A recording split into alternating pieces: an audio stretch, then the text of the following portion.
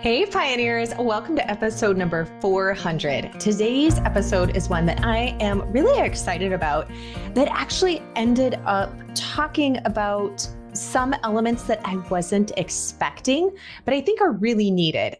So we are sharing about today, and that is doing working bees. And no, I am not talking about a type of like mason bee or a bee as in actual beehives, but working bees where we come together to share the workload and also share the bounty, but doing it communally. And this is something that historically is how many villages, towns, groups of people did things. When we look at an Amish barn raising, when you look at quilting bees, lots and lots of instances. But I think in today's, at least Western society, this is something that I haven't really seen witnessed very much in my personal upbringing. Like sometimes my aunt would come over and my mom and my aunt would cook dinner together, but that was really very rare. And it certainly wasn't a larger group of women who were really coming together and help one another, that type of a thing. And I think even more so in the society now, especially within our homesteading community, where there's so many of us who are wanting to learn things that aren't as common taught anymore. And we have a really amazing opportunity where we can come together in small groups to truly support one another in a lot of different ways.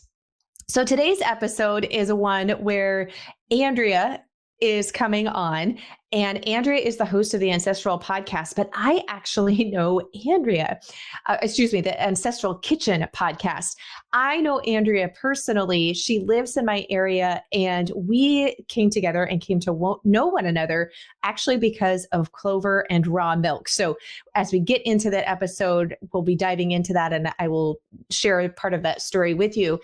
And Andrea and I were meeting just last week, and she was actually doing a canning working bee, and she drove into town to meet me really quick. I was getting some raw milk from her, and she was telling me what she was doing. And I'm like, this needs to be done more often. Like, how awesome is this? Why don't you come on the podcast? Like, let's make this a podcast episode.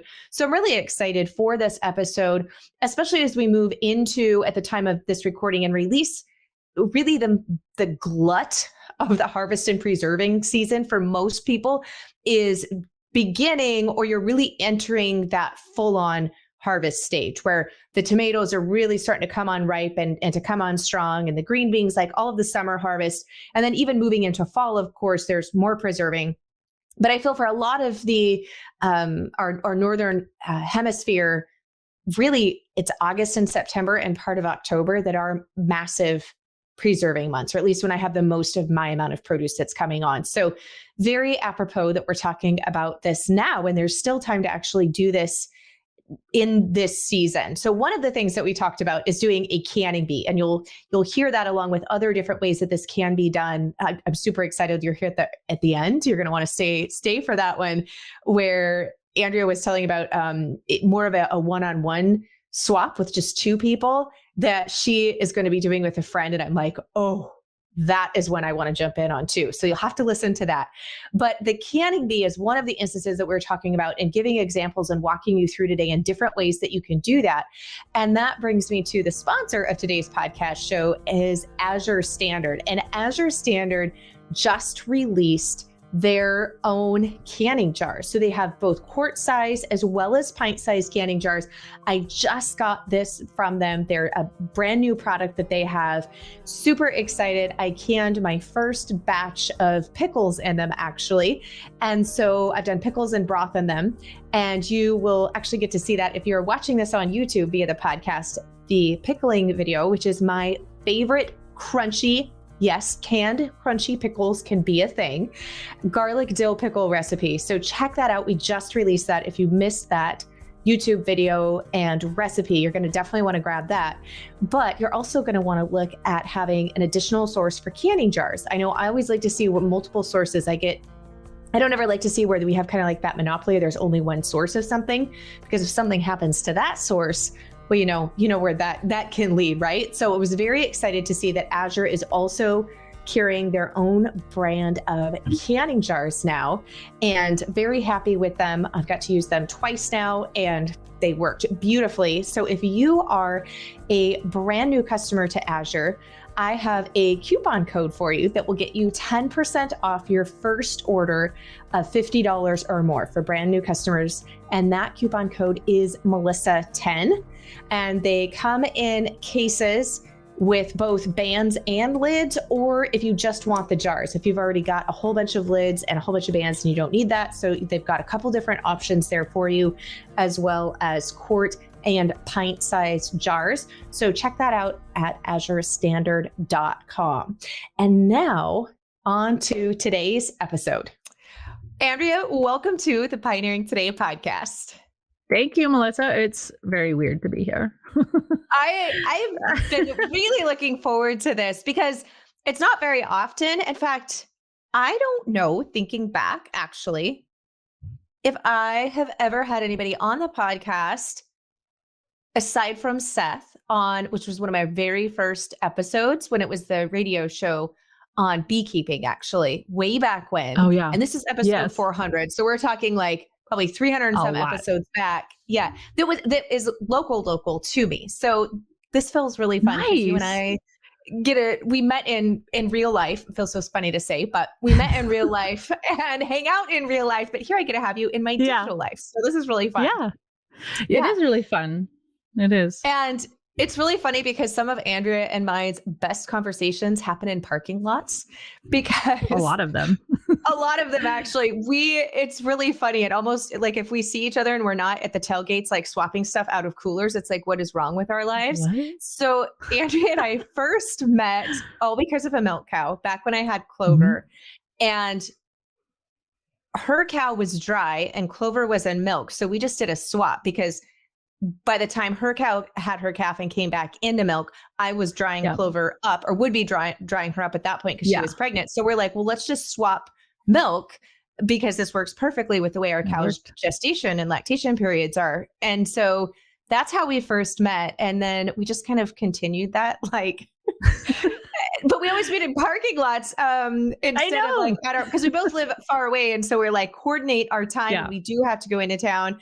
And so it's really funny because we're a lot of times at the Costco parking lot, but instead we have our coolers and we're swapping jars of milk in the parking lot with our ice chest. So it's amazing. And that was actually how we decided to come up with this episode, because we met and you had a friend over and you guys were doing basically a working bee party. Yep. And you're like, we really need to talk about bringing this back into the community, because I feel like this was something that was done a lot more in times past, decades past, than it is now, and how nice it is. And so we're like, let's make this a conversation, because I think a lot of people would benefit from this. And I think it's something like, for me, and maybe it was just from doing a lot of historical reading or not, but quilting bees.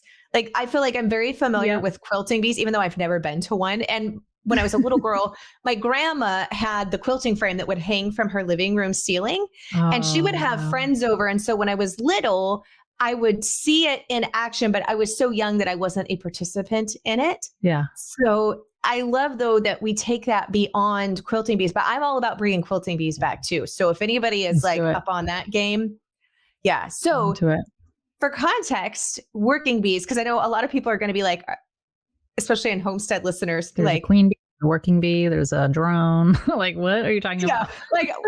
So not talking about actual bees and like honey and pollination in this episode, but there's a lot that we're drawing from that, which I think is why it's called, working bees, where everybody is coming together for the ultimate good of the group. So take away on a working bee and how they have been beneficial for you. Yeah.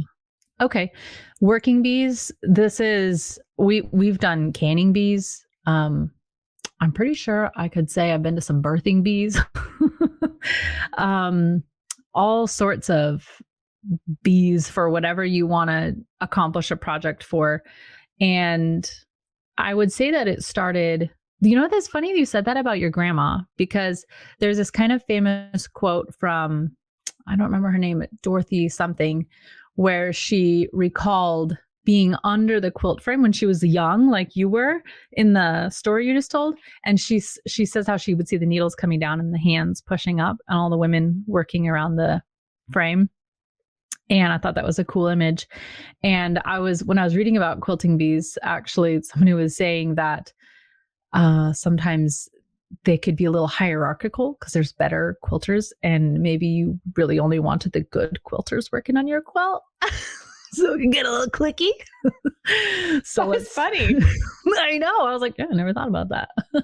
But they said if it's just functional quilts, everybody could help. But when I was young, maybe like, I don't know, 12 or something, then we got together with my mom's friend who has 12 kids, and my mom has 8. So we all had a match, of our age, and we were just canning together. And you can do a lot of canning in a short amount of time with that many hands. And then in high school, I started canning by myself just because I wanted to learn and put things in the garden up in jars. And I just canned out of my grandma's farm journal book. So I did it. Don't tell Melissa K. Norris, but I did whatever you're supposed to do in 1960, which is not really the way that they recommend doing it now. Some of it is still the same, to be fair. Yeah, I wasn't doing meat. So it was basically the same, but I was like flipping the jars upside down and stuff and not water bathing them or anything.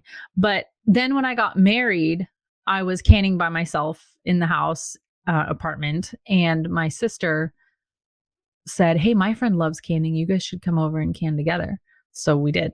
And ever since then, we've just had multiple huge working bees every summer and fall for canning, you name it, whatever. So I was telling you this right before we started recording.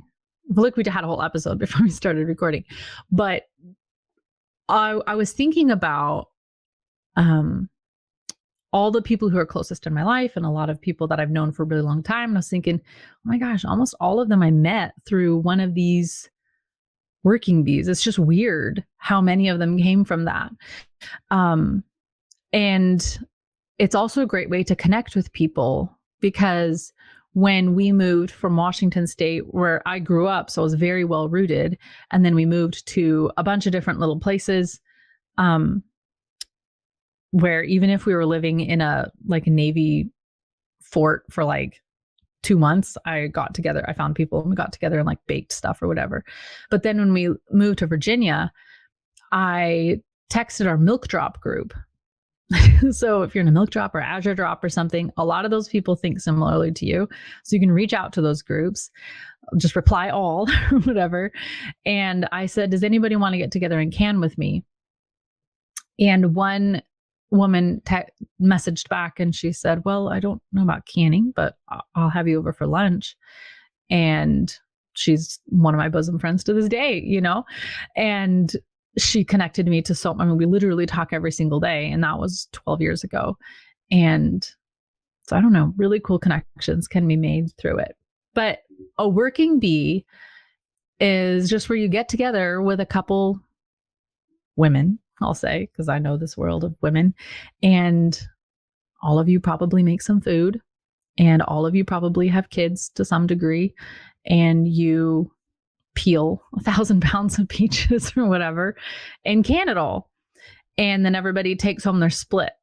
So I think I remember my dad saying one time, so we had done I think we were canning peaches and plums for 4 days straight.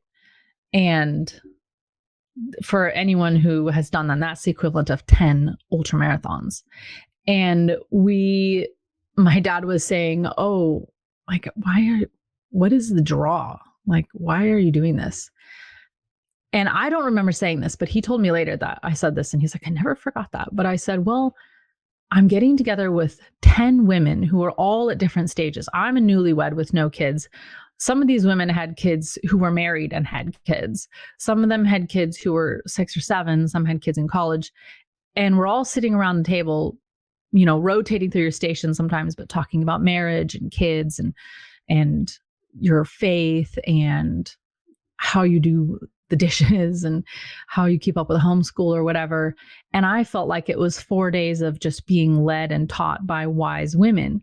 And my dad said, I never really thought about it being like that, but I guess that's true. And I think often of the Bible passage in Titus 2 where he says, have the older women teach the younger women. And I feel like a really natural strata of a group is to have people of all different ages.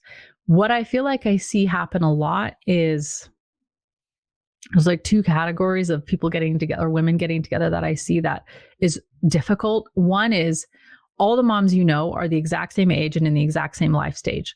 So everybody has a 6-year-old, a 5-year-old, and a 2-year-old, and everybody's stressed out and everybody's a little bit overtaxed and everybody's to the limit, right? Or people only want to get together, no kids, and get away from the kids for the day, and let's go get margaritas and tacos or something. And both of those have their value, but both of them are not necessarily what I see sustainable for long-term societal gain. So I see it as a very positive if you have lots of layered ages. Like there's grandma here. Well, she's showing up. She doesn't have kids on her hips. So now there's an extra set of hands. When you have to sit down to nurse baby, somebody's still chopping peaches. Or how many, especially today when if you live in Washington State, how many people are going to be able to just spend a bunch of money and go hang out for 6 hours?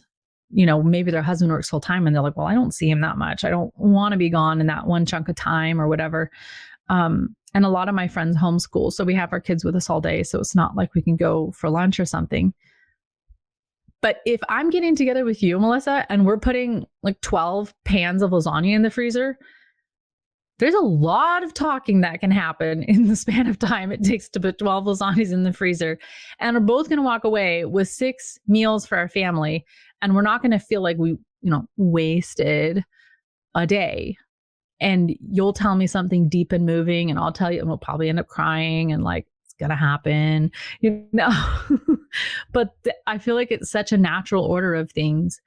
And bringing those mixed layers of people in different stages and producing something together is such a sustainable way to spend time together. Okay, it's really no, I really am actually excited that we've kind of went this route, and there is some very logistical things that I want to dive into, because I've never been to the type of worker bees in the way that you're describing them. Yeah. But as you were talking, there is so much value, as you said, with people in different stages coming together. And I'm actually in a Bible study right now, and it's kind of the same thing. Like we have the gamut of women. It's women only at the moment. But we have a gamut of, there's some mother and daughters. They're adult, adult daughter with her mom. And then some of the ladies have small children, and some of the ladies don't have any kids, and some, all of this. And so what's fascinating within that context, and that's just a Bible study, is you get all of these different viewpoints from people who are at different stages of life. But when you bring that into homesteading in the home, I'm with you. It's very key. And I think the older I get, the more I see that, because I'm entering into those stages with my kids. Like my son just graduated, and I can very clearly see, even though my daughter's just going into high school, in 4 or 5 years from now, I'm not going to most likely have any kids left at home. And even though I still do, I'm kind of trying to prepare myself, because I know that's going to be a big transition for me emotionally, not just in the physical space.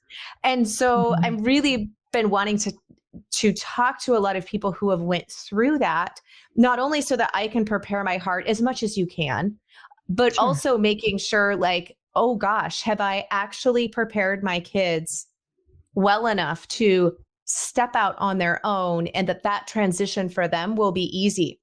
Or are there things that I see right now that maybe I haven't prepared them well enough, but I have time still to prepare them, but like, where are the holes for me as a parent to make sure that I'm putting them out into this stage of adulthood? Because when they were little, it was a different set of needs that I was focused on with them versus to where they're at now. And so having people who have went down that path before you, I think is so key and so important. Yeah. And then too, like, I'll have the moms whose kids are younger, like they'll say things that will remind me to treasure the spot where I am right now. So there's benefit both of those stages. Totally. And I also, when you were talking, I'm like, we are so busy as homestead moms, regardless if you are working outside the home, working in the home, homeschooling, not homeschooling, like you are so busy as a homesteader with all the additional things that we are trying to accomplish and do ourselves that I honestly don't have a lot of outside time to invest into friendships. And it's actually an area where I have been knowing that I am thin on right now, like thin on friendships where we're spending the time together. It's not just a phone call or a text, which those are all great, but it's different than that one-on-one time or even group time with people that you're in that physical presence. And so when you were saying, I'm like, yeah, I just like, if I have a friend calls me and like, hey, let's go do a day trip. I'm like, I can't. Like, I legit cannot fit in a day trip right now. But if you call me up and be like, hey, we're going to can this and this and this, I'm like, oh yes, like that, because I need to do that anyways. Totally. Exactly. And marry the two together. So I'm actually excited for that part because it's just like the fellowship and friendship part. But I'm very curious logistically wise, because my brain can't help but go there. Like if one, like say I'm growing and I have way more apples than I need, then that would be fine because I could just, I would have the produce that is not an expense to me, I guess is what I'm saying, to do like a big canning party. And then because of their help and labor, then I would be like, yeah, you take this portion of them and I wouldn't charge for the apples. But if it's something where you're like you said, like maybe the lasagnas, for example, because it could be like cooking meal party. It doesn't have to just be preserving, though. At the time of this release, I know a lot of us are thinking about preserving, or even with peaches. Like I have to buy my peaches because on the west side of the North Cascade Mountains, they don't grow very well. So do you, like, how is it just always an even split if there's any cost, or does some people just be like, well, hey, I'll bring all the sugar and the canning jars, you provide the peaches? That kind of walk me through like how you have found that to work the best. Okay. Yeah. I love the logistic side of it. And to what you said about feeling thin on the relationships.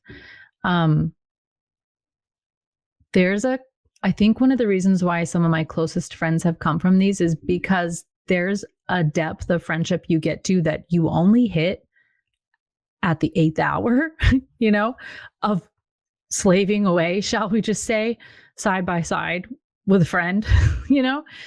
There's like, you hit a depth of conversation that you're not going to get in lunch, dressed in your nice clothes. Like when you're dirty and you're tired and you've passed your second wind many hours ago and you're being tested and refined, then there's a kind of conversation that comes up. In fact, one of my favorite memories is when a friend who I had literally only met one time, but she's the second oldest of 12. She was also homeschooled. She's a couple years younger than me. And I knew that she knew how to can. And I was in Virginia and I was desperate. And I called her aunt. It was the same person I met at the milk drop. And I said, I just got like out of the blue, a bunch of crates of pickling cucumbers. And pickling cucumbers, they have to go in like, you can't wait. As fast as possible. Unless you like soggy pickles. Yeah. Which we don't. No. And I had a newborn. So I was like, is she willing to come over and like can all night with me? And she was like, heck yeah, I'm on my way. And I remember distinctively this moment where we were kind of making like homeschool jokes at each other because we were both, how it is. And I remember I said something and I had we had our backs to each other working at separate counters. And then I heard this heard silence and I heard a thump, and I turned around and she had like fallen on the floor laughing, but silently. And then I slid down the counter and I was like, I couldn't breathe. And we're like sobbing, like peeing our pants. We were laughing so hard. Like those memories really stick with you. I think it was like 3 a.m. and we were beyond the point of no return, but like, when would we have had that kind of a connection sitting at a table, really politely slicing up our tacos or something? Like just wouldn't have happened. So logistics can vary depending on who's in the group. So like you said, sometimes you have an abundance of something and just having somebody's help is worth it to you to get everything up and you can send them home with it. Other times, a lot of the time, since as you know, we're on the soggy side of the state. So like stone fruits and stuff, they don't do super great over here. Then we're buying in produce from a farm on the east side of the mountains. So in that case, what we'll do is we'll typically say, okay, how many pounds do you want? And you can either put together a big order. One person can front the cash and then everybody can show up and pay per pound. Or we've also done where somebody's collecting the cash and then they hand the cash to the farmer and one person drives it over. Everybody throws in a little extra for gas. So I would say get out an Excel spreadsheet and keep track of it that way if there's multiple of you. My mom often comes and cans with us and I only have one sibling left at home. And so they don't need the same volume, but my mom will come and stay like the whole time and can with us anyways, even though she's only taking home a couple jars worth. So I think when you when you start doing this, everybody needs to go into it knowing that it is hard physical labor and preferably be willing to stay in it for the long haul. Because if you're like, well, I'm only doing 10 quarts and then I'm out, like no, you're staying for the whole thing. Like it's better to just stick together for as much as you possibly can. Obviously there's, at some point, some people are going to have to leave and go home or whatever. But usually what we do is one person's we'll say the host, which right now that has been me for a while. It wasn't before because I was always in tiny apartments. So we'd go to somebody else's house, but it is amazing how much you can still do in a tiny house. And when you remember that most apartments today are bigger than the houses anybody had before, it's like, get over it. But we have like a big porch. And so we put up folding tables outside and bussing tubs. You can never have too many bussing tubs. And propane stoves outside. It's really nice if you could just keep all the work outside because it's juicy and it's gross and you can get out hoses and make it all go away. So we like to do it outside if we can. No pun intended. And for food, gotta have food because it's no fun if you have no food. I usually do casseroles because it's easy. We have this one breakfast casserole that I've just always unofficially called the canning day casserole because I always make it when we're canning. And it's because I can make it the day before. And then I put it in a cold oven and turn the oven on. And then an hour into it, it's done. I put that recipe and a couple of the other ones we use the most in a PDF. And I'll email that to you so you can put it in the whatever blog post. We'll have it in the blog post. Yes. So for those of you who are listening or watching this on YouTube, the blog post that accompanies every episode for this episode will be, because it's episode 400, it'll be melissaknorris.com/400, just the number 400. And so we'll have a link to that because Andrea had pulled together, which is super nice of you. I'm excited for this. The recipes that will feed a crowd, like she said, are easy to prep the day ahead of time because on like a canning working party, you don't want to be having to take time away to prep for all the meals or the food because you want to feed people because that takes a big chunk out of actually getting the work done. So it's stuff totally. You can prepare. And like, obviously in this context, we're saying, do it for like a working party, but really if you have a busy day at home, that's maybe just you, butchering. I will often do that too. Yeah. Always. I'll prep the day ahead of time so that we've got the food. So I'm not having to do it on that busy day. So it'll serve you in multiple ways, but we'll have the links so that you can download that, get those recipes. It's just a free PDF and the blog post that goes along with this episode. So I think my other question is like, obviously if you're purchasing the supplies, everybody can go in on that. But for the canning jars, do people bring their own jars? Usually, then taking home? Okay. Because I'm like, if you're supplying all the canning jars, like that's going to be an expense you're going to have to add. Totally. Yeah. Yeah. Usually everybody just brings their own jars. So a lot of my jars are older. So I try not to mix them with other people's new ones because I don't want you to buy a new jar and then you end up taking one of my old ones home and it's like already partially through its life, you know? So, Tiffany and I, we were doing the peaches whenever I met you that one day. And she cans everything. Like she's amazing. And what we do since it was just the two of us and I can't talk, then first we did her crates of peaches and her jars, then kind of like had lunch. And then we started my crates of peaches and my jars. So they were completely separated, but, knowing how much goes into a jar is helpful because if you say, like you can Google how many pounds of peaches go into a jar, but I would still weigh your own jars in the moment when you're doing it, not before you've put in any liquid or anything, because the loss can be different depending on what kind of peaches you had. But knowing about how much each one is getting so that there's, like if you and I bought 100 pounds of peaches together and we both paid for it equal, then we got together and we would know we'd each take 50% home. But if my mom said, I want 20 pounds and I said, I want 75 pounds and you were like, I need 300 pounds because I'm a baller, no pun intended again, then we would need to know what is that ratio equaling out into quarts or pints, whichever one you're doing. Okay. Gotcha. Yeah. So you kind of you can check with that, have a scale handy and weigh your first jar going in, or maybe what we've done before is like we weigh one box and we say, oh, one box made 5 jars. So now we know how many that is. And it would be different from different suppliers because they all kind of package things differently. Okay. That's good. I hadn't actually thought on the pound. I was just thinking in like total jars and doing that way, but then you'd know for the pounds. So when you guys are doing it, you are just going like all the way through until it's all done. So like because you've been mentioning like 3 a.m., like you literally are just staying up and doing it. Or sometimes you're like, hey, we're going to stop at like, 10 o'clock tonight. And then everybody meet back here at 9 a.m. And we're just going to do, if you doing that large of amount, obviously you could choose to do just a 1-day thing based upon, the amount of produce and stuff.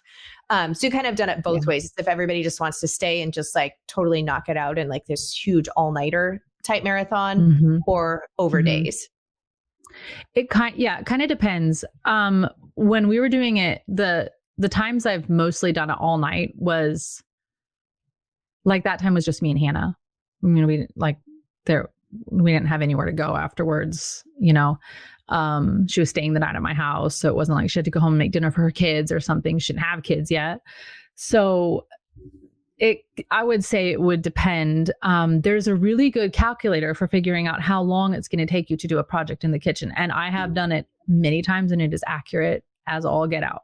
And it doesn't sound like it's accurate, but it is. So the process for what you're going to do. We'll just keep using peaches as the idea here. So you can figure out how long it's going to take you to wash them. And then you figure out how long it's going to take you to peel them or whatever you're going to do, put them in the jars, line all the jars up. So estimate that as best as you can, write that number down and then triple it. That's how long it's going to take you. Don't ask me why, but it's always true. Okay. The reason I am dying laughing is because I am so bad at saying I'm going to get like these 10 things done in an hour. And like, if I get 2 done, I'm doing good. But I always am like very much missing that calculation on what I can accomplish for real in a period of time. So when you said then triple it, I'm like, oh yes, you're speaking to me. I see why. Me. Yeah. Yes. Well, we're all really good at overestimating what we can get done. And especially if you throw, oh no, the cows got out, or the baby is not napping like the baby usually does, or there's no propane in the stove. Who missed that one? Something can happen. Yeah. And that is accounted for. We don't say, oh no, something happened and now we don't no, you account for that. Build that in. I used to level project management. So this is what I did. But this is good. We need to have more conversations, but So you assume things are going to go wrong and then they're not wrong. They're just, that's life. and life always happens whether we like it or not. Okay, I love that, though I rarely account for it, and I would probably be a lot happier in life if I just made the space to account for things going wrong. That's true. Amen. One of the things, though, that you said earlier that I kind of want to circle back onto is, and especially, I think, when you would have people come in when you're doing a multiple group, because some people, maybe they're wanting to learn, but they don't know everything yet. Yeah. And then you would have experienced people, and you said stations. Yep. So I kind of want to come back to that because I'm assuming instead of having, because you really can't have everybody chop all of the peaches if you're doing a multiple run thing, because then they're going to brown. Like, it's just not going to work. So how do you do the stations? Like for one run, like one canner full, for example, I say that as a run, but if you're not used to canning, you might be like, what are you talking about? One run. What do you mean? I told you it's 10 marathons. Yeah. A canner full, a full load and pulling it out. I call that a run from like start to finish. Like you've prepped it, it's went in the canner, it's processed and it's pulled out. I call that a run. So do you have people switch after, like at a run, or just a certain amount of time? Like someone is chopping peaches and then the next person is getting the jars prepped and filled. The other person's making the syrup. Yeah. Kind of walk me through, and depending on obviously how many people you've got, of course, kind of walk me through the actual like logistics of that, how you do that throughout the whole time. For sure. So remember, if you have youths in your household, this is home ec. So it could also be science, depending on how nerdy you want to get. And if you have Melissa K. Norris's book, Everything Worth Preserving, then it is very sciencey in a non-scary way. And this is science at its best, its most practical application, which is survival. So the way we do the stations, it does kind of vary. So Tiffany or Hannah, two people I've alluded to so far, they can can in their sleep. They don't care if they learn how to fingertip tighten a jar. Like, they know what they're doing. So in that case, any one of us can go anywhere and nobody needs to explain anything. We're just like, 15 minutes for the quarts and 10 minutes for the pints, says the table in Melissa K. Norris's book. So then we all know what we're doing. And that's like all the information you need at a certain point. Sometimes you have people who have never canned and they want to learn every step of the way. And then sometimes you also have people who they have never canned, or they're not really canners, or they canned a long time ago and they don't really want to learn everything. And they're perfectly happy to peel garlic for 5 hours. I don't care. Like, if you just want to peel the garlic, go for it. You don't have to move stations. But if you're like, I really want to learn how to slice the dill spears, and I really want to learn how you put the spices in the jars, and I want to do the whole putting them in, then it makes sense to move. So thinking Henry Ford and thinking lean manufacturing, the longer you're on one station, the better and faster you get at it. True. So in some instances, you may just want to be like, we're just going to go as fast as we can. Everybody just stay at what you're good at.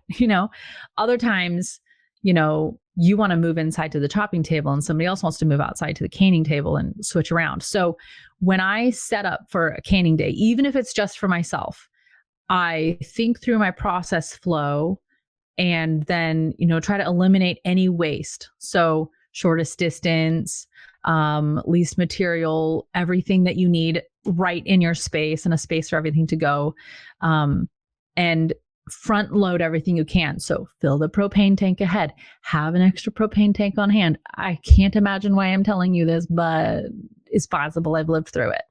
And make the food the day before. Have paper plates. Like, do it. Get paper plates. If you have a wood stove like we do, they're going to be your kindling later. So front load whatever you can. And then ideally the day of, you're just doing the work. I just described the perfect world scenario, and we all know that doesn't usually happen. So sometimes what happens is you're all texting each other, you're like, I'm running late. This happened, or like I texted you today, the propane guy just showed up today. Like, okay. So sometimes things happen and you do have to flow with it, but as much as you can do ahead. So sticking to the peaches, I learned this from my friend Carmen. She's, I don't know how to say this except like she's a professional household manager. And I learned so much canning in her house and so many things I learned from her that I do to this day because I just love the way she systematizes things and her flows. But this is how we wash big bins of produce. You have a folding table, you have a hose. And the first bucket is, Thieves Veggie Soak. So put like a cap full of Thieves Veggie Soak. You can do like a couple drops of Thieves Dish Soap if you want, but you really just need the Veggie Soak. That's a big frothy tub. That's the first wash all the peaches go into. Then you have 3 bussing tubs. And for anyone who doesn't know what a bussing tub is, it's those like plastic tubs that waiters carry out to the table in a restaurant. They put all the dishes in when they bus the table. They're like $8 or $9 and you can get them at any restaurant supply store or chef store or whatever. So you have 3 rinses. So they go from the soapy into the rinse number 1. And then that water gets kind of soapy and dirty. Then they go to rinse number 2. Then they go to rinse number 3. And by the time they get there, the water's clear. And then they go into a bussing tub. From there, your probably 10-year-old kid is the one that's going to shuffle that bucket over to the processing table where somebody's halving the peaches, taking out the pits and putting them in a bucket for making almond extract or whatever. And then if you peel them, then you're going to have the peeling, somebody blanching them in the water and dropping them in ice water. And then somebody else could be skinning them. And then somebody else is stuffing them into quart jars. And then usually like one table with somebody's got syrup, ladle it into the jar, wipe the rim, put the lid on, read Melissa's book, put on the screw cap, and then put it in the canner. Right. So, and then I could have another table or boxes or the floor, honestly, a lot of the time where you just take out the jars and line them up. Okay. I think the biggest load we ever processed was 2,500 pounds of apples. Oh, that was a lot. Okay. How many days did that one take? That is a lot. Well, we kind of... But apples will stay for a while. They're not like cucumbers and peaches where you've got that short processing window and then they start to go to ick. So stressful. Yeah. That's what I love about apples. Yay, Washington State, because you can be like, I'll do them this or maybe next month. Like it's fine. Yeah. But we made a lot into cider. So it sounds like a lot of work, but then we kind of sped it up by more than half of them went into cider. And then we did tons of sauce. I don't think it took over 4 days, honestly. Okay. We did a lot of sauce. I definitely on that one, I remember canning all night because I was like, we were at the end and I was like, I'm just going to finish. I'm not going to leave this. But usually our canner loads are not that big. You asked about jars, supplies, and things like that. So I think I said everybody brings their jars. If people can bring canning stoves and canners, that really helps. How many do you have going at a time? You've got to do more than one or it's going to take... For sure. You're going to get out prepped before you can even finish in the canner. Like you're going to get a backup, I would think, of jars. Exactly. Prepped. Yeah. Which does happen. And you got to watch out for that because, you don't want them to sit there like hot with the lid on for a long time before they go in. So you got to kind of like get your times down. That's why I don't like stopping to prepare a lunch because canning is rhythmical. And if you stop the rhythm, it's like this big ocean liner that you have to like fire the engines back up, get the gears grinding and start getting your momentum again. It takes a really long time. And so if you stop canning and then start again, it's going to add 1 to 2 hours to your process. It's better to just, this is where I also unhealthily work myself into a hole and like don't eat because I'm like, I don't want to stop because it's going to add 2 hours, So this is where having the food made ahead. And this is what Tiffany did last time. I made the breakfast casserole so late. I texted her, I was like, I'm about to put it in the oven. And then right as soon as I texted her that, because I like had everything on the counter, then some catastrophe happened. And she showed up. She's like, is this a casserole you're about to put in the oven? I was like, it's happening. I promise you it's happening. So we had breakfast like that day. But as soon as I took the breakfast out, I turned off the oven and I stuck the lunch casserole in the oven and I closed the door. And then when I left to go meet you, I told her like 30 minutes before you want to eat, just have one of the kids turn the oven on to like 250. Yeah. And it'll be warm. So like that's hands off as you can get. Basically it's faster than ordering takeout. Yeah. Well, this is why I love this because it's so funny when you get into canning and even not doing it as like you're doing it as a work party, but even myself, like I cannot tell you how many times I am canning well into the evening hours. By the time like it's actually done, it just tends to roll that way. Cause I'll be like, oh, I'll pick it during the day and then kind of prep it in the afternoon. And then after dinner is when I actually get it started. So it's like, 11 o'clock at night and I'm pulling out the jars out of the canner. Yeah. And then like by the next, couple days of that in a row, and you're like, okay, I've just canned, 50. And you're still looking at 5. Yeah. I'm like, I just got done doing 50 pints of green beans so that we have this good, homegrown, perfect food, healthy food. Yeah. It is takeout Domino's for dinner tonight, baby. It's like such an oxymoron.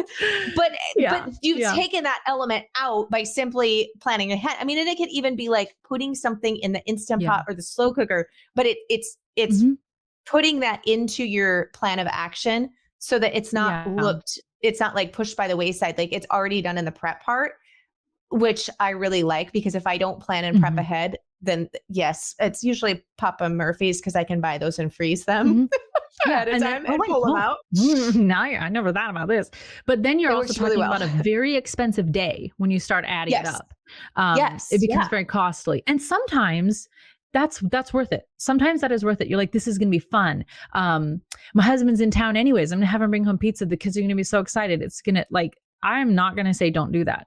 But if you do that every weekend, it's going to be wearing on your digestive system and on your bank account, Yeah. And for us, I know you're similar, but we're far enough out that it's quite inconvenient to go and get food.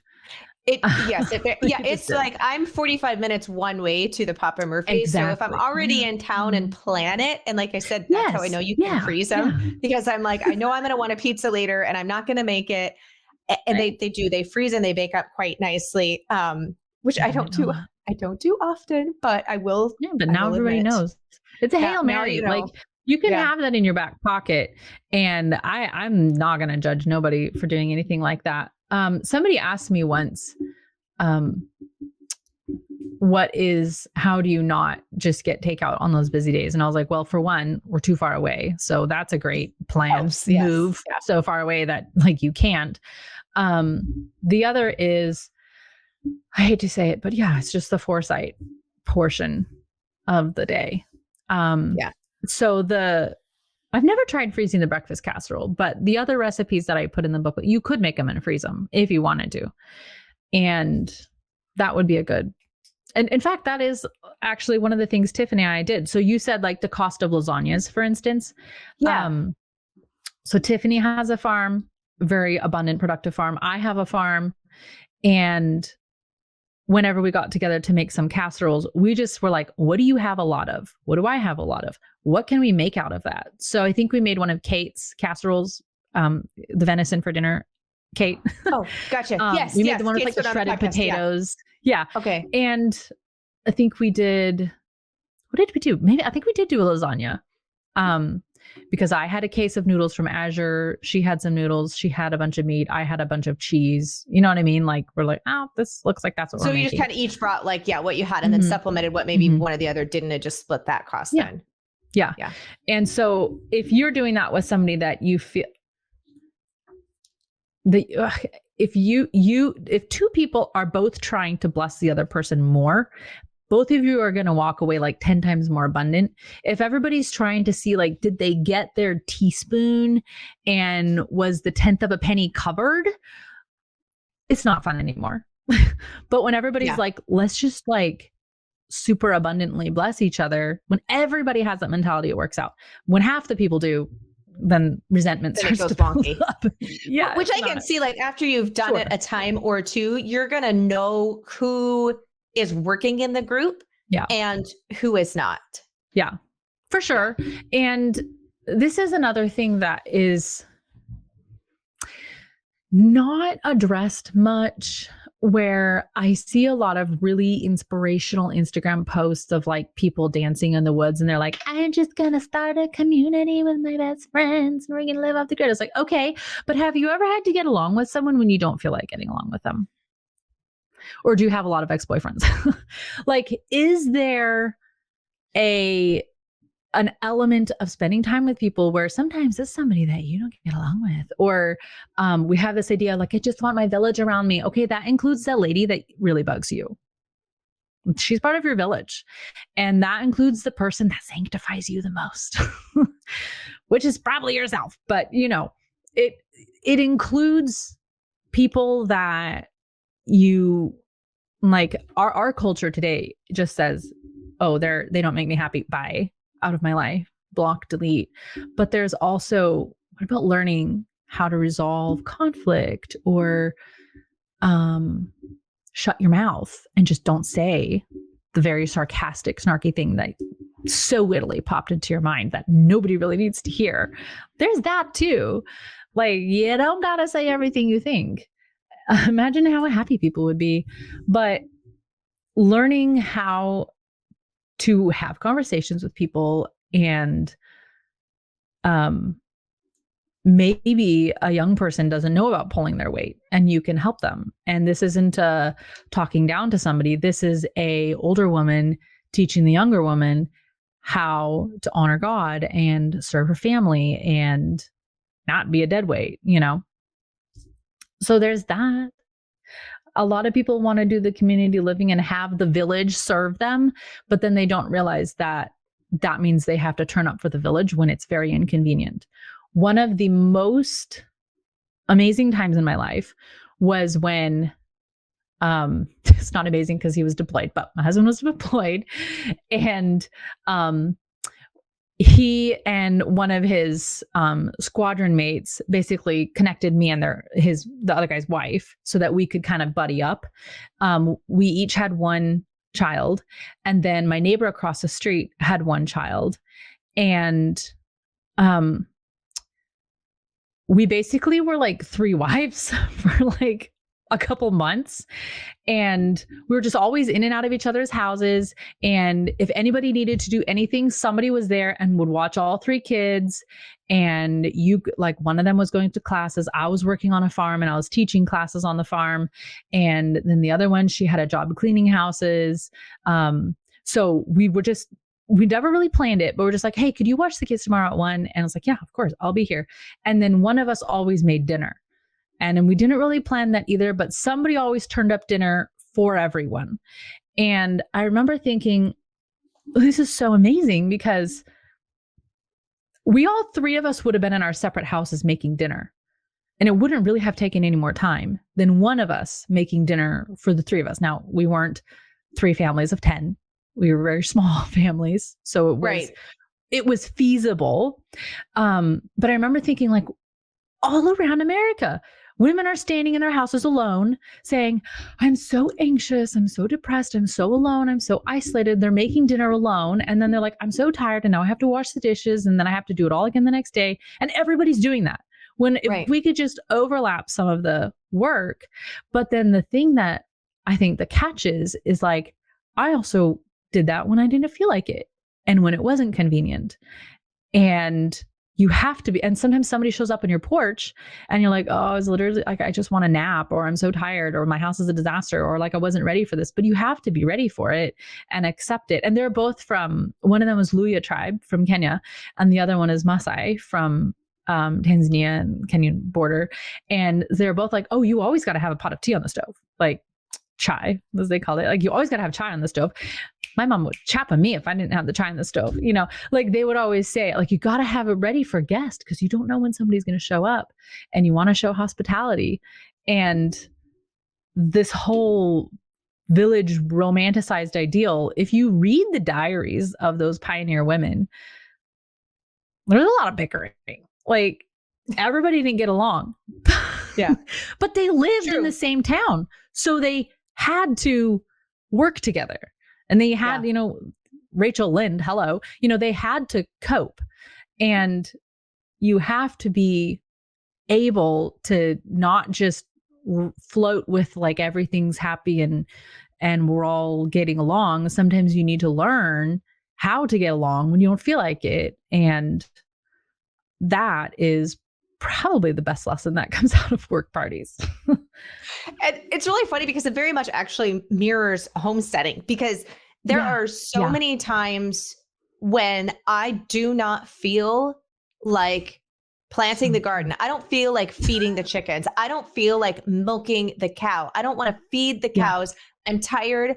I'm sick. It's raining and 32 degrees and raining when it should be snowing, but it's, I mean, yeah. So there's so many instances with homesteading where I don't want to do any of it. Yeah. At times, but you don't give yourself a choice to not do it. I mean, I could decide to sell the milk. You don't get a cop out. Right. Sure. But in that moment, I have to deal with her unless, you know, I've decided to sell her down the road. And sometimes that happens. Like we've decided, okay, we're not going to do pigs this year, but if I have the pigs, I have to do that type of thing. So I think that really does coincide with homesteading. And I've actually gotten asked this question a lot. I've done a podcast episode on it before. And that is like, how do you stay motivated? And it's not motivation, it's commitment. No. Because there's a lot of times you are not going to feel motivated, but you have to do it anyways. And so that also is like you're saying, it's with relationships. It's with being that, which brings me actually to the next part that I want to make sure that we cover here as we're getting ready to wrap it up. But that is if you don't have people, or like you said, you've moved a lot, whereas I've kind of always lived, I've always lived on the same road. So I've had neighbors rotate in and out, but I've always had people that I know in the area. But how do you go about finding people who are wanting to do this, who are wanting to be part of this homestead community, that are wanting to be part of these working bees, who are wanting to have this type of relationship and support one another? Like, where do you even find those to become a part of them, or to invite people into one you might be deciding to host? Like, where do you find them? Well, first of all, they are everywhere. You just have to develop them. So a good leader doesn't just wait for a country to follow him, right? He develops his team. And there's no need to say, I don't know there's nobody in my life who, okay, well, then it sounds like you need to start making some new friends.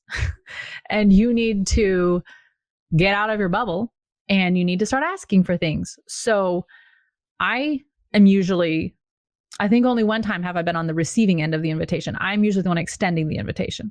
So I initiate, and I'll say like, I emailed the milk drop and I said, does anybody want to get together? And I met people through our Azure drop. You could ask your Azure host, hey, can I message, or can you ask the group if it's okay if I message, or if they want to, could they reach out to me? Of course, church, you can start asking people. Like if you say, oh, I don't have older women in my life, maybe your mom's not around or she's passed on or something. And you say, well, I don't have that. Well, ask a woman you respect. Could you please be my mentor and speak some wisdom into my life? I'll come over and help you clean your house, and you can teach me while we clean. Like, I don't know, find these, I see the world as so abundant, and there's just, these people are all around you just waiting to be invited into community. And you just have to ask. I mean, I don't know how else to say it. I know I met a lot of people at your conference, who, cause this regional, right? I mean, I told you I met someone from Minnesota there. Like, people were there from like kind of far away. Canadians too. I met a lot of Canadians. But there was a lot of people from Washington. One of them goes to church with my aunt, like over here. We're like, wait, and we're meeting here? Like, this is so weird. She's like, wait, I know your aunt. I was like, yeah, that's just crazy. But now she's going to come out and see the chickens and whatnot. And that only happens by building the relationship, which does take time and does take effort and is worth doing. And we're not in the same, like, life stage bracket. Like, her kids are probably married and out of the house and everything. And my kids are still relatively young, like 11 and down, So also invite and embrace all the different stages, because you need that. If you only ever hang out with your peer group, you're going to kind of stay at that level. And I want to be exposed to like many layers of thought, like you said, like, hey, is there a mom that can tell me, one thing that I didn't do with the oldest, but I did learn to do with the other 5 was this? And like, yes, please tell me that. Like, tell me that now. One thing I learned from another wife was like, sometimes you just need to zip your lip and you don't need to say all the things that you think about, I was like, oh, fancy that. These are things that you learn by spending time with somebody and having them teach you, and also being humble. So reach out to people, find people, post it if you have social media on your social media. If you live by me, come can with me. Like I'm over here in Washington State canning away. Like I'm open to it. So that is, I would say you be the initiator. Don't wait to be invited, but start the thing. I have to agree with that. I think when I look at all of the things, very rarely has it been where I have been invited. It's been creating it and inviting those people. And then those people have went out and done stuff where then they have invited me to it. But it took that first part. Yeah. And I think that's really important, because I know a lot of us, myself included in that, like was like, man, I wish this was in my area. Exactly with conference, actually. I had kept waiting, Katie and I both kept waiting for someone to do one out here. Yep. And it just never happened. And we're like, okay, well, we're going to do it then. And I'm really excited because at conference this coming year in 2024, we are going to have a special time where you can opt in. Like, don't worry, we're not going to send your information anywhere, but you can decide. I feel like I just have to say that. But you can decide like, hey, I want to meet, like if you're from Washington State, if you're from Idaho, wherever it may be, because people are coming from all over. And as you said, even Canada, a way for you to at conference to meet the people in your geographical location and for you to form your own connections. And so that was one of the biggest forms of feedback we had, is like, conference was so amazing. Like I found my people for 2 days. I don't want to wait until next year. Like, how do I find the people that I know have to be here that are in my area? I can't be the only one. And like, how do I connect with them? And like I said, we can't actually, take people's addresses and connect them that way, but we can open up at conference a time for that. And so people can go to there and find her. So super excited for that. That will be Saturday of conference that we will be doing that.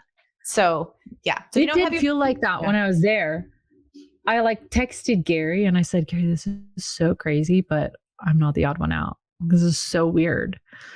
Like half the people here have 12 kids in their family, and they're like, have like a chicken under one arm. Like they have to go home and milk the cow. Like these people don't think we're crazy. I was like, this is insane. I can literally talk to anybody here about anything and they're just fine with it.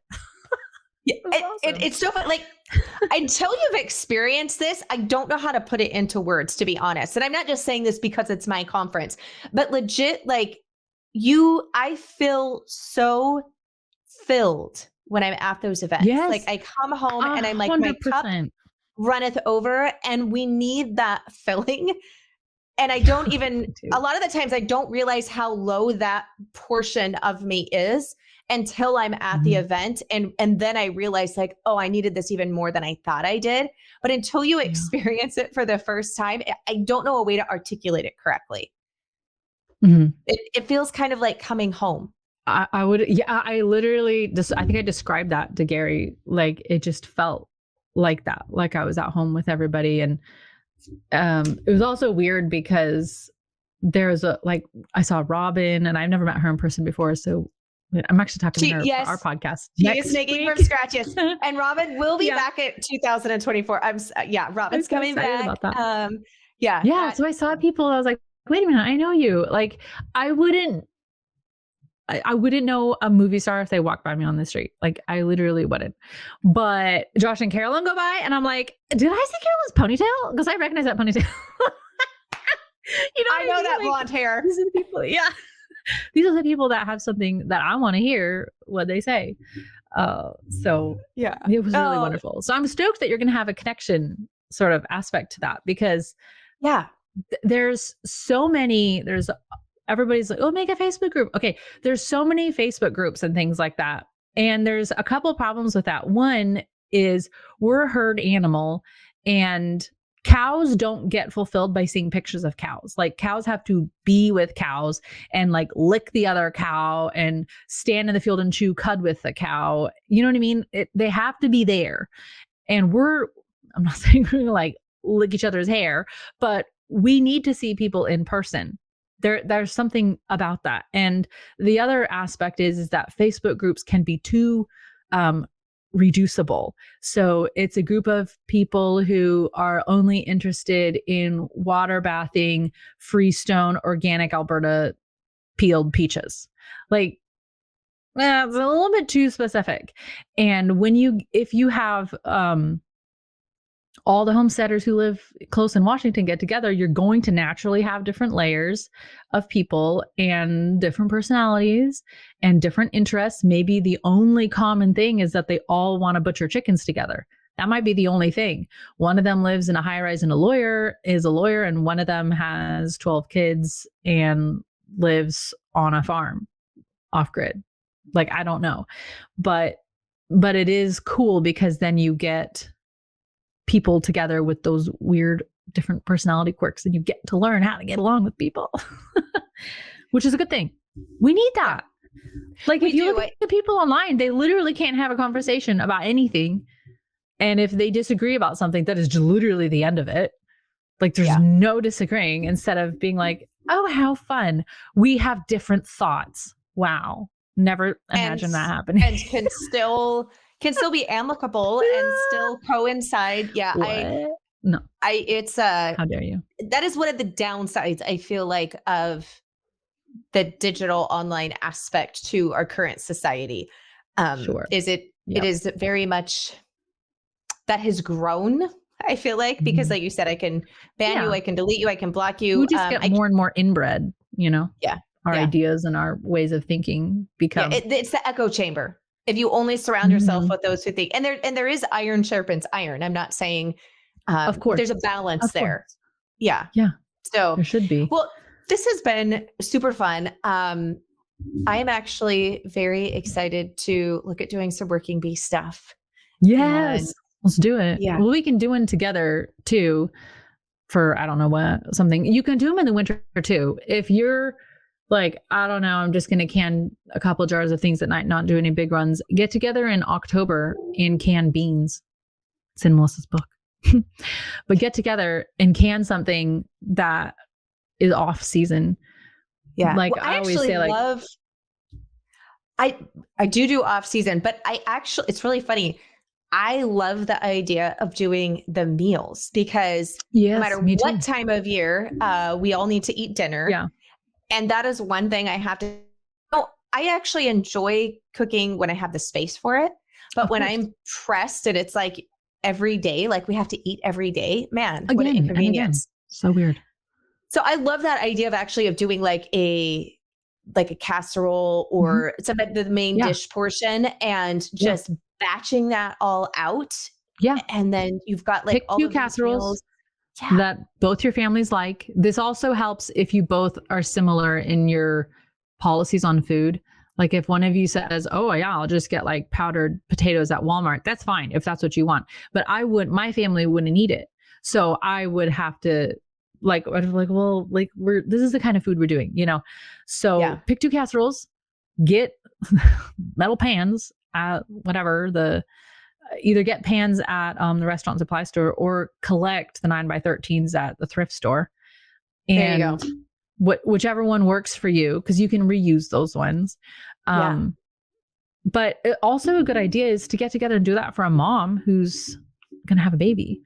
Like I would far rather, if I was going to have a baby, I'd far rather, instead of you trying to turn up on a meal with a specific day and coordinate it, I would way rather get together with you for a full day in advance and just have your help making 10 casseroles to go in the freezer. That would be way better for me.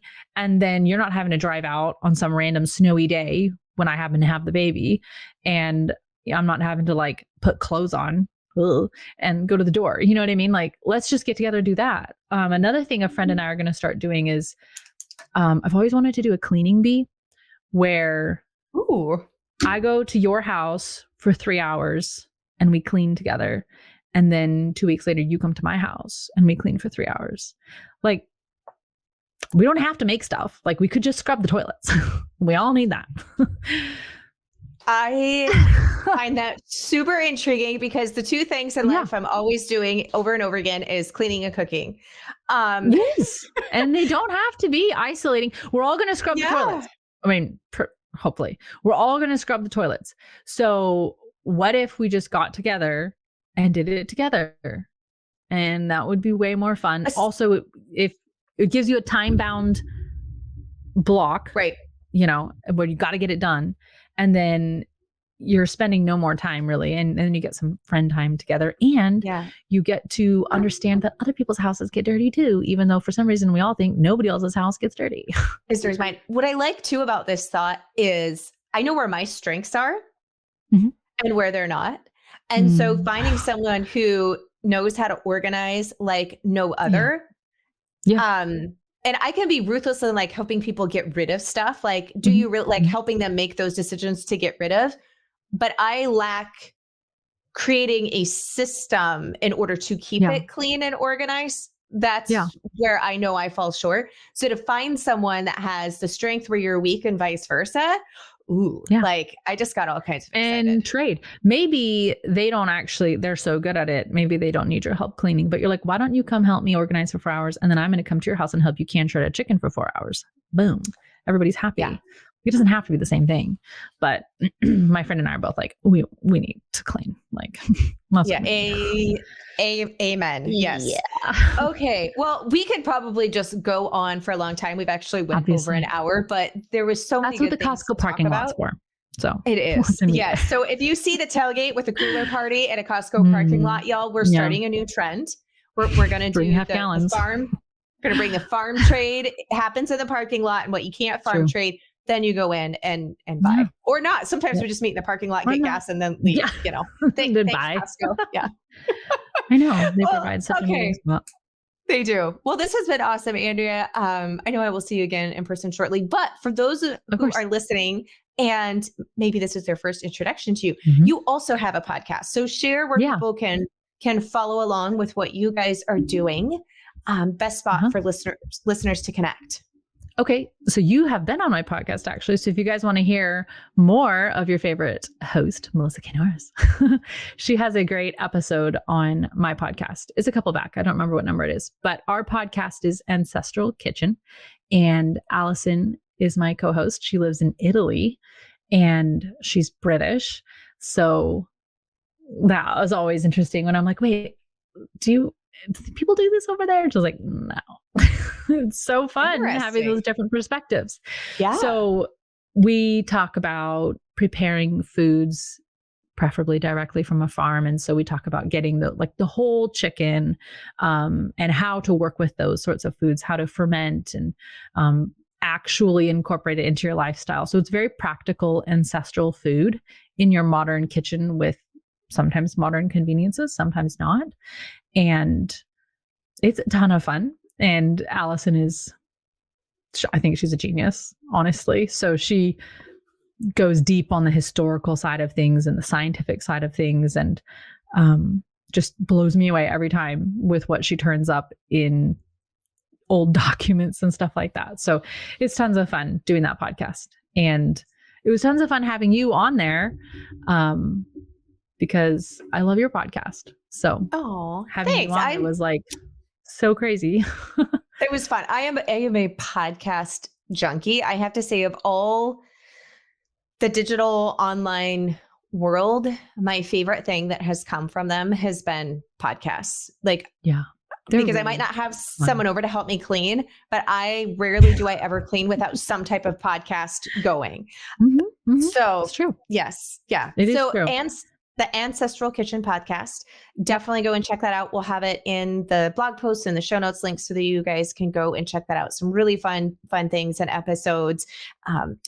So yeah. Well, and I'm not super good about posting online, but I do sometimes post on my Instagram, which is Farm and Hearth. You post a lot on your stories. You're pretty consistent. I do a lot of stories. Yeah. I like stories because I can just do it in the moment. I don't plan content. None of that. I just post as it happens. If it's interesting, If it's boring, sometimes it goes up there actually like, look how long I've been standing here doing the dishes. Yeah. No, you post some fun things. In fact, there's been a couple of things when you and Gary were doing. Gary is Andrea's husband. So if you've heard her mention that, or me, just for context there. And you guys butcher chickens and do turkeys and all that. And so there's been a couple of your stories that you have posted where you guys were doing your setup. And I would show it to Clay. I'm like, ooh, like, I like the way that you're doing this. Like, let's incorporate this. Like, I glean things too, because we all glean things from each other. Which is kind of the whole part of doing the working bee and all of that. And so, well, so he's really good at like systems and process flow. That's both something we both like, but he's actually butchering right now. He's doing 70 birds today, and he has this flow that he's set up, and every time he does it, he gets it even tighter. And so I love how he has it set up. So I should do pictures again sometime. But yeah, could you go ahead and do some more stories? Because I'm going to be butchering again the end of September. I could use a refresh. Yeah, I know. It's like, if I'm not doing it every day, like. Yeah. And it is amazing how, I have to say, even like you were saying, when you are in the same station as a worker bee, but even anything, like the more time you spend doing it, naturally you're going to find ways to become more efficient. And so if I can find them from someone else and then put those on my own and then build even on top of that, like, oh yeah, that's golden. You and Carolyn always says something that I'm like, oh, light bulb. And I remember saying to Gary, I said, if Carolyn taught a water bath canning class, like, I'd still be there. You know what I mean? Sure, I've water bathed a bazillion jars, but she's going to say something that I'm going to go, oh, duh, what a great idea. You just don't think about it sometimes. And somebody else was in a different space and thought about it differently. And so you get to use that. When I think, like you said earlier, the humble aspect, not only in relationships, but also in the learning, because I'm with you. Like, I still constantly learn, even on subjects that I consider myself really darn proficient in, but there's always opportunity to get better. And I think as long as you keep that perspective, it's going to take you so much further. I think there's a big danger in thinking we know it all. And sometimes it's not even conscious. Like, you're just like, oh, I know what I'm doing. I've not done this being before. Mean. Yeah. Like, oh, I know what I'm doing. And so that's something I personally try to cultivate. And I sometimes have to remind myself, like, oh, I know what I'm doing in that. And then I'm like, oh, no, you don't know it all. Like, sit yourself down, have a pep talk with myself. Then Joel's like, it takes 45 seconds to butcher and clean a chicken. You're like, never mind. I guess I don't know how to do it. Yeah. So I think there's that humble aspect in dealing with others, and then also making sure you keep yourself humble as well on a learning aspect. So anyways, we could just go on for a very long period of time. So you see how valuable these working bees go, because you and I need apparently, 12 hours to just keep the conversation flowing. So anyhow, Andrea, thank you so much for coming on. So enjoyed it. Melissa. And I will meet you in a parking lot very soon. You bet. Bye. Well, I know that episode was a little bit long, but I thought there was so much good stuff in there for us to talk about and to ponder, and also be a way that we can all make this work in our own lives and homes and friendships, that I'm so glad that we spent a little bit extra time kind of going into some of the things longer than most of our episodes, but there's some things that are just so good you want to keep on going with them. Which brings me to the verse of the week. And you may have already guessed what verse we were going to pick, but it is from Titus chapter 2 and verse 3 and 4. This is the Amplified translation of the Bible. Older women similarly are to be reverent in their behavior, not malicious gossips, nor addicted to much wine, teaching what is right and good, so that they may encourage the young women to tenderly love their husbands and their children, to be sensible, pure, makers of a home where God is honored, good-natured, being subject to their own husbands, so that the word of God will not be dishonored. So if you are someone who's grown up perhaps in the church or with a biblical background, you may have heard reference before where people will say, where are the Titus 2 women?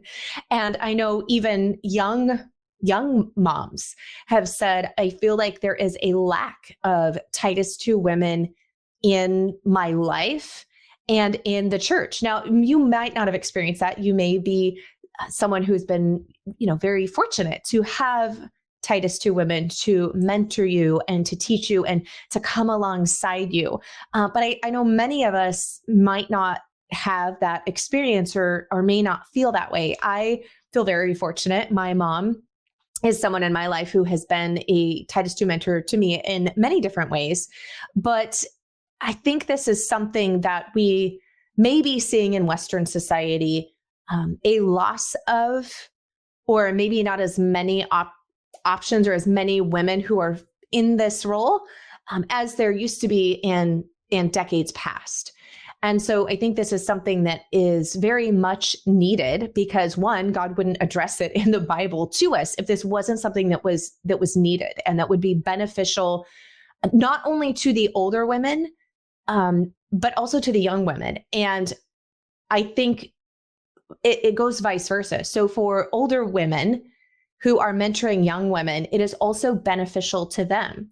I know when I have had the opportunity to mentor someone, even though I may be doing the teaching, I still learn so much from the questions and the things that the person I am mentoring asks me that I feel like I gain just as much, if not more, from the relationship as they may.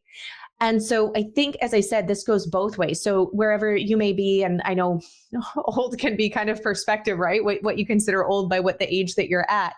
But I think this is a really beautiful thing that I hope that we see cultivated more, not only in the Christian aspect, our Christian community, but in the homesteading community as well. And for me, those two things coincide. I can't have one without the other. And so this verse, I think, is verses. And you can read it, all of Titus 2, like it covers for older men, in reference to young and in bond servants, which would be kind of more, well, you can go into what bond servants means with the masters, but I kind of tend to look at some of those more as an employer-employee relationship, all those kinds of things. So anyhow, Titus 2 is definitely a chapter worth checking out in whole, but especially the verses 3 through 4 there. So I want to thank you so much for joining me for today's episode. And if you do end up doing some of these working bees, or perhaps you already do them, would love to know in the comments beneath this video, if you're watching the podcast on YouTube, or if you're listening to it the old-fashioned way, you can leave it in a review or shoot me a message. I would love to see how this has worked for you in your life, and just the things, maybe some tips that you might have, or just how you have seen it be of benefit, because I think it's something definitely worth exploring even further than we have today. So for now, I leave you with blessings and mason jars.